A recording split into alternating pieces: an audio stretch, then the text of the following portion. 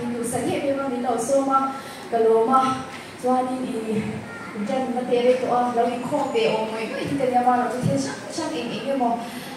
đồng lô ta để thì trong hành của bây giờ là làm thế lúc đó thì chúng đấy nhưng mà xin lỗi với nhà cổ trần hậu tên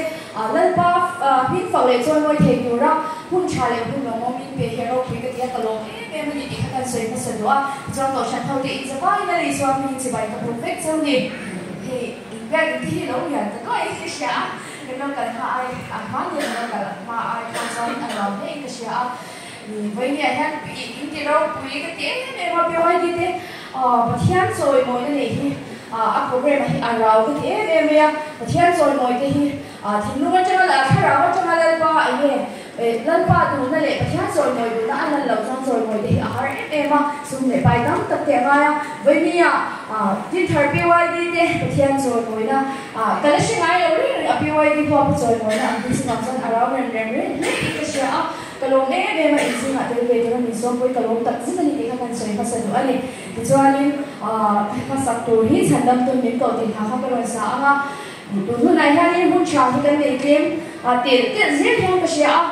thì nghe thì cái tầm xung đi thì ở đây tôi lâu thế ở trên cái này rồi lúc chưa đi xuống cái tầm xung đi thì chả cần mình sẽ cái phim thì nó cái này phải là thì thì một cái sản sinh các bạn thiên ông quên đấy tầm xung đi thì chả thì rồi bạn ông quên cái mong em hết tầm xung đi tối để nha cần nó cần tí sa cần nó hiện lên pa phật ra cần nó lên pa phật cái lên pa này là cần dùng tận soát mình nghe này ở mỗi nhà cần nó về thì rồi mình xuất hiện này thì tôi đang muốn trà cái này của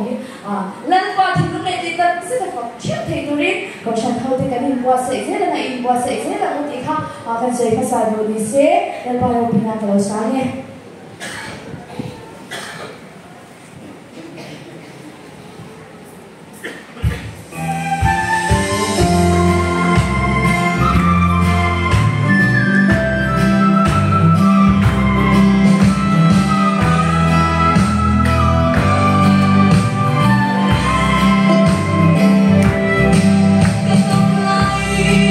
I